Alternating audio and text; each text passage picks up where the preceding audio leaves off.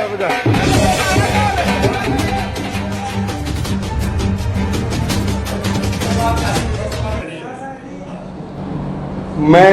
खुलकर करूंगा तेरे जुल्म की मुखालिफ, तू वक्त का तख्त नशी है, मेरे मुल्क का खुदा नहीं।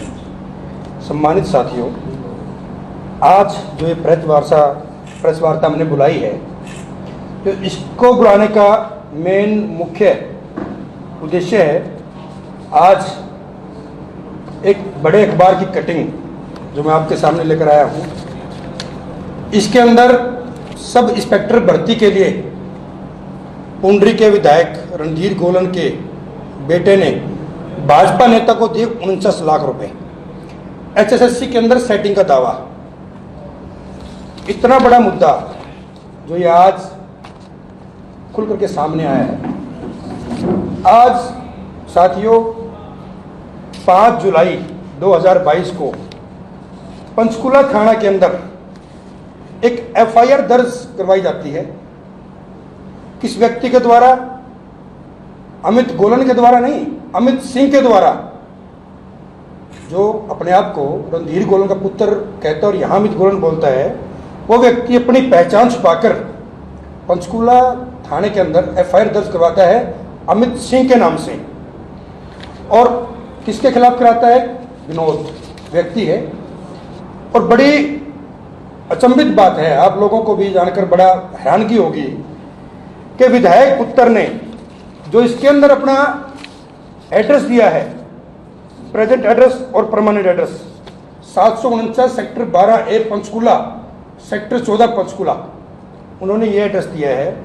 जो व्यक्ति जिसका फादर पुंडरी से विधायक बना हो, जिनके वोट, आधार कार्ड सब कुछ पुंडरी का हो, वो व्यक्ति अपनी पहचान छुपाकर एक गुमनाम नाम से एफआईआर दर्ज करवाता है पंचकुला थाना के अंदर कि मेरे साथ 49 लाख रुपए की ठगी हो गई।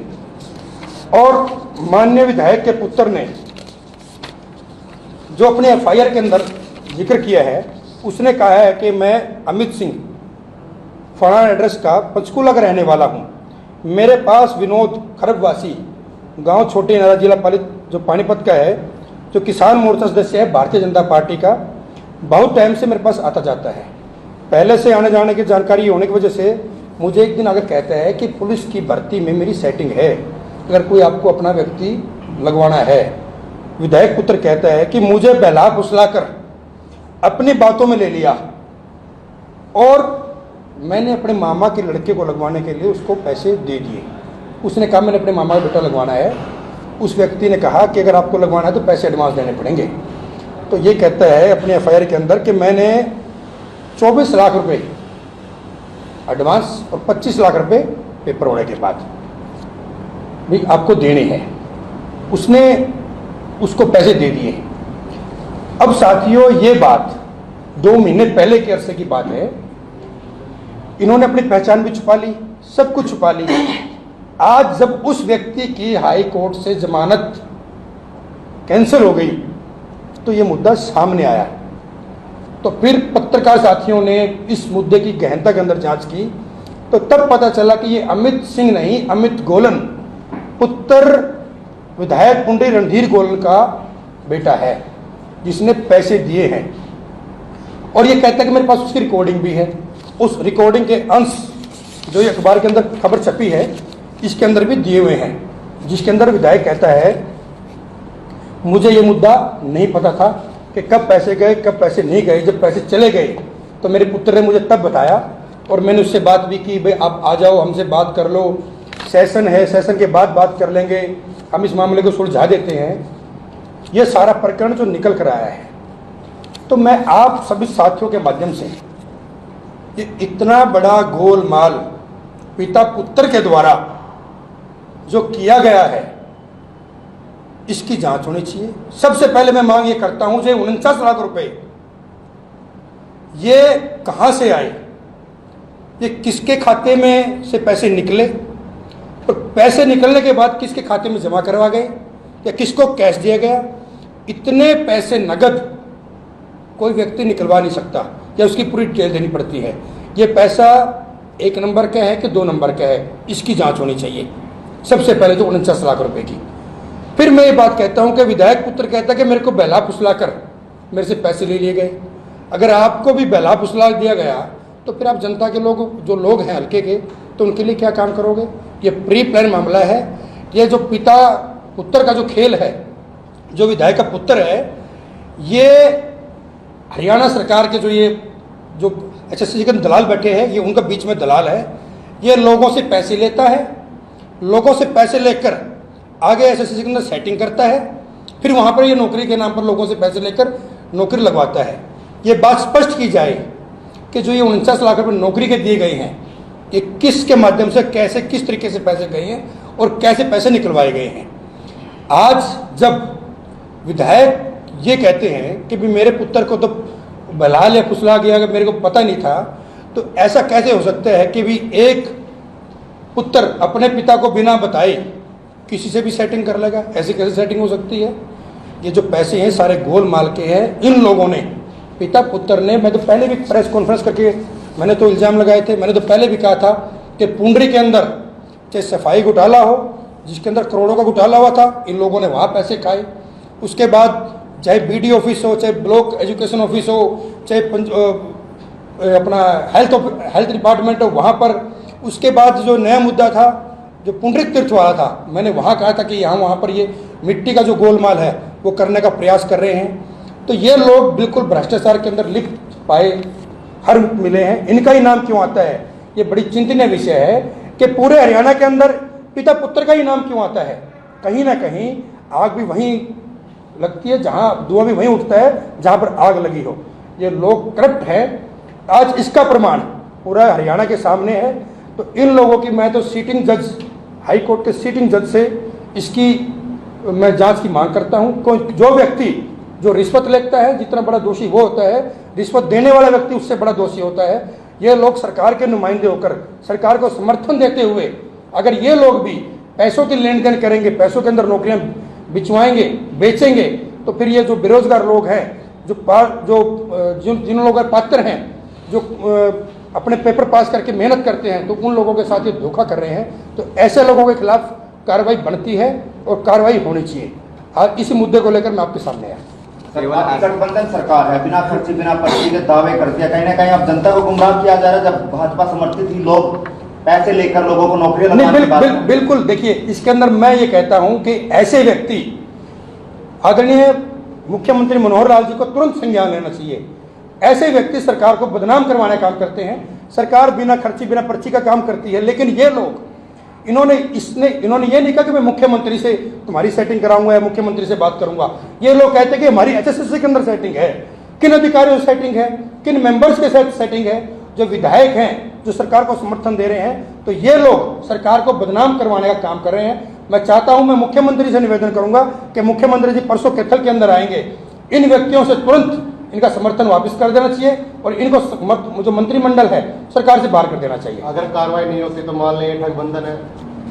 आप, मैंने आपके सामने, ये तो बिल्कुल आपके सामने ये उजागर होकर आई है, सारी जनता देख रही है।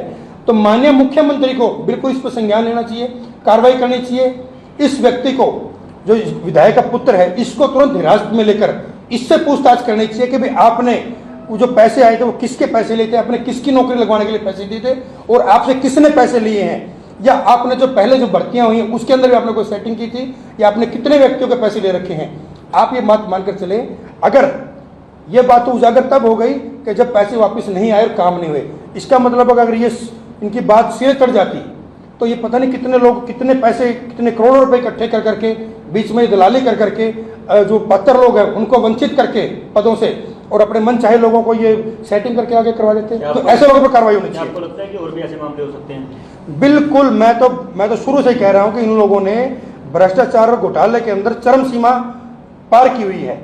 इन लोगों के ऊपर अगर इस व्यक्ति को गिरफ्तार कर और इसकी अगर पूरी की पूरी जांच की जाए निष्पक्ष तौर पर, तो इस व्यक्ति के मुंह से और बड़े खुलासे हो सकते हैं कि इन्होंने कितने सेटिंग की हुई है। और मैं तो आपके माध्यम से बिल्कुल ये मांग भी करता हूं कि इन पिता पुत्र की जो संपत्ति है उनकी भी जांच होनी चाहिए। इन लोगों ने पुंडरी के अंदर इतना भ्रष्टाचार फैलाया हुआ है। आज वहां पर चाहे कोई ग्राम सचिव है, चाहे कोई जेई है, कोई एसडीओ है, कोई बीडीओ है, कोई म्यूनिसिपल कमेटी का जो सचिव है या कोई वहाँ का जेई है, जितने भी छोटे कर्मचारी या बड़े अधिकारी हैं, सबको ये लोग अपनी कोठी पर बुलाते हैं, उनको वहाँ धमकाते हैं, डराते हैं, उनसे गलत काम करवाते हैं। अगर इन सब चीज़ों की जांच हो जाए तो मैं आपके सामने दावा करता हूं कि करोड़ों रुपए का घोटाला जनता के सामने निकल करके आएगा। और अगर सरकार सच्चे तरीके से अगर इनकी जांच करवाती है तो ये पिता पुत्र जेल के अंदर मिलेंगे। आपने गठबंधन सरकार में पैसे देके नौकरियां मिलती है। मैं बिल्कुल इस बात को नहीं मानता कि गठबंधन सरकार के अंदर, लेकिन कुछ लोग ऐसे हैं जो सरकार को समर्थित हैं, जो सरकार को समर्थन दे रहे हैं, जिन्होंने अभी तक किसी भी जो विधायक सरकार का है, जो जेजेपी का बीजेपी का, अभी कोई व्यक्ति ऐसा नहीं आया है कि जिसने कोई ऐसा गलत काम किया हो। लेकिन ये जो लोग सरकार को समर्थन दे रहे हैं, ये लोग सरकार को बदनाम करवाने का काम कर रहे हैं। तो मैं चाहता हूं कि ये लोग, इन लोगों पर कार्रवाई हो, तुरंत इनको मंत्रिमंडल से बाहर किया जाए और इन्होंने जो समर्थन दिया इनका समर्थन भी वापस किया जाए, ताकि जो भारतीय जनता पार्टी और जननायक जनता पार्टी की सरकार ठीक तरीके से काम कर रही है, ऐसे लोगों की वजह से उनकी इमेज खराब ना हो। आपने एक बात कही कि ये जो सारी बात छुपाई गई थी, गलत एड्रेस दिया गया, जो अखबार के पास रिकॉर्डिंग है फिर वो तो अमित जी ने दी होगी था। बिल्कुल, वो तो पत्रकारों से उन्होंने बात की है। तो अब मैं आपके माध्यम से ही बात कह रहा हूँ, अगर इनके मन में खोट नहीं था, अगर इनके साथ ठगी हुई थी, तो इन्होंने अपना सही नाम क्यों नहीं लिखाया? इन्होंने उसके अंदर अपना परमानेंट एड्रेस, जहाँ पर इनका परमानेंट एड्रेस है, जहाँ से विधायक बने हैं, इनका आधार कार्ड है, इनका वोटर कार्ड है, इनका राशन कार्ड है, जब इनका सबका यहाँ का एड्रेस है, इन्होंने यहाँ का एड्रेस क्यों नहीं दिया? तो वहाँ का एड्रेस क्यों छुपाया गया? और ये मुकदमा 2 महीने पहले दर्ज हुआ तो इन्होंने मीडिया के सामने आकर वो बात क्यों नहीं कही? इन्होंने मुख्यमंत्री के सामने आकर बात क्यों नहीं की? तो कहीं ना कहीं गोलमाल था। ये लोग, और मैं पूरी विश्वास के साथ कह सकता हूँ कि इन्होंने, जो ये अपने रिश्तेदार हैं, इनको तो इन्होंने मोहरा बनाया हुआ है। इसमें असल कहानी कुछ और मिलेगी, कोई मामला कुछ और ही बड़ा मामला है, जो पैसे का गोलमाल है। अगर उसकी निष्पक्ष तौर पर जांच हो तो फिर जो इन्होंने मामा के लड़के का नाम लिया हुआ, ये मामा का लड़का कहीं आसपास भी नहीं मिलेगा। ये परत कुछ और है, अगर इन परतों को ईमानदारी से खोला जाए तो जिस तरह से गठबंधन सरकार में पहले अनेकों घोटाले में आज तक कोई सामने निकल कर नहीं आया कि कौन दोषी है, क्या इस मामले में लगता है कि कोई जो दोषी होंगे वो सामने आएंगे? आज मैं कहता हूं कि जनता की अदालत सबसे बड़ी अदालत है। आज इतनी बड़ी खबर दैनिक भास्कर के पेज पर पूरे हरियाणा के सामने है, पूरे हरियाणा की जनता इसको देख रही है, सभी अधिकारी, सभी कर्मचारी, सभी प्रशासनिक अधिकारी, सभी सरकार के नुमाइंदे इस खबर को देख रहे हैं। अगर सरकार ये चाहती है कि हमारी ईमानदारी, जो हम जो नारा देते हैं, ना खर्ची ना पर्ची, अगर उस ईमानदारी से उस नारे को अगर आगे बढ़ाना, तो ऐसे व्यक्तियों के खिलाफ तुरंत प्रभाव से कार्रवाई करनी पड़ेगी। तभी जाकर आप अपनी सरकार की जो ईमानदारी है उसको आगे लेके जा सकते हैं। पहले पर्यटन निगम के चेयरमैन रहे, उसके बाद पशुधन विभाग के, आप डिप्टी सीएम दुष्यंत चौटाला क्यों नहीं करते? आप गठबंधन सरकार में, आप उनको कहो भी मंत्री जो विधायक हैं, ये चेयरमैन हैं, उनको वहाँ से हटाया जाए, आप लोग क्यों नहीं सिफारिश करते? देखिए, हम तो सरकार के हिस्सेदार हैं, और ये बात जो माननीय विधायक पुंडरी हैं वो ये कहते भी हैं, उनके पुत्र ने पीछे बयान भी दिया था कि हमने जो समर्थन है वो जननायक जनता पार्टी को नहीं, भारतीय जनता पार्टी को दिया हुआ है। तो पहले प्रायोरिटी पर मुख्यमंत्री का ये फर्ज बनता है कि ऐसे व्यक्तियों के खिलाफ कार्रवाई के आदेश दें। जो हाई कोर्ट के सिटिंग जज हैं उनसे इनकी जांच करवाई जाए, ताकि इन लोगों के खिलाफ कार्रवाई हो और दूध का दूध और पानी का पानी जनता के सामने आए। इन लोगों का ही गोलमाल है। उस व्यक्ति के साथ इनके जो फ़ोन की है, उनकी कॉल डिटेल्स की जांच की जाए, उनकी बिल्कुल जितने भी जो सीसीटीवी फुटेज है आसपास के, वो अगर निकाले जाए तो सो मैं बिल्कुल बात कह सकता हूँ कि उस व्यक्ति का इनके घर पे आने जाने की कम से कम 50 फुटेज ऐसी मिल जाएगी, जो व्यक्ति इनके घर पे आया है या उनके पास गए हैं, इनकी कॉल रिकॉर्ड्स निकाले जाएं।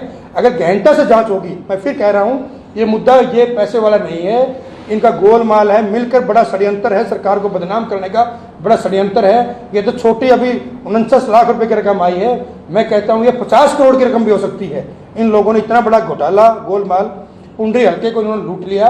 सारा पैसा ये इसी तरीके से पुंडरी के अंदर लूटने पे लगे हुए हैं। अगर इसकी जांच की जाए तो बहुत तथ्य सामने निकल कर आएंगे। अगर इन बातों की वजह से आपने आज प्रेस कॉन्फ्रेंस किया और कोई कार्रवाई नहीं होती, तो क्या आप सरकार को दोषी मानोगे?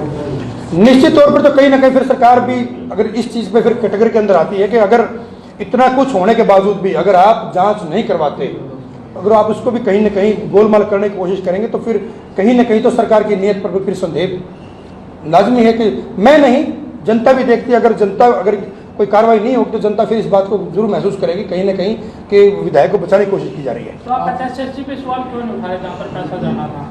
आप तो निजी लग रहा है आपका तो सारा मामला। नहीं, बिल्कुल देखिए, अगर एचएसएससी के अंदर तो फिर यही व्यक्ति उस पर खुलासा करेगा जब इस व्यक्ति को इससे पूछताछ की जाएगी। ये व्यक्ति मीडिया के सामने आए, सबको बताए कि एचएसएससी के वो कौन व्यक्ति था, कौन मेंबर था, कौन अधिकारी था जिसके माध्यम से बात हुई है। जिस व्यक्ति ने, जो विनोद है, उसकी एचएसएससी के अंदर कहाँ सेटिंग थी, किस मेंबर के साथ सेटिंग थी, किस वहां पर अधिकारी के साथ सेटिंग थी। तो मैं तभी कह रहा हूं जब तक इस व्यक्ति को, इसको गिरफ्तार कर इससे पूरी गहनता से पूछताछ की जाएगी तो फिर सारी परतें हैं वो खुलती जाएगी। मैं तो पहले कह रहा हूं अगर एचएसएससी के नाम पर मांगी गई है तो एचएसएससी का जो पहले मेंबर था उसको भी अरेस्ट किया गया था 1 करोड़ की रिश्वत के साथ। तो ऐसे बहुत सारी परतें हैं जो सरकार को बदनाम करने के लिए जो अधिकारी मेंबर्स बैठे हैं, जो करना चाहते हैं। अगर ये इन पर कार्रवाई होगी तो निश्चित तौर पर जो बड़े बड़े मगरमच्छ है वो सामने आएंगे। किसकी गिरफ्तारी की मांग कर रहे हो? मैं, जो अमित गोलन है, जिसने ये इल्जाम लगाया है कि मेरे साथ 49 लाख रुपए की ठगी हुई है, तो मैं वही कहता हूं कि जो व्यक्ति रिश्वत लेता है उतना ही रिश्वत देने वाला भी दोषी है। अगर इस व्यक्ति से गहनता से पूछताछ की जाए कि भाई आपने वो पैसे, पहली बात तो इससे पूछताछ हो रही है 49 लाख रुपए कहाँ से आए, किस खाते से निकले हैं, वो कैश थे, चेक थे, वो 1 नंबर के पैसे, 2 नंबर के पैसे थे। अगर इन चीज़ों की जांच होगी तो फिर अगली परतें हैं वो खुलती हुई चली जाएगी।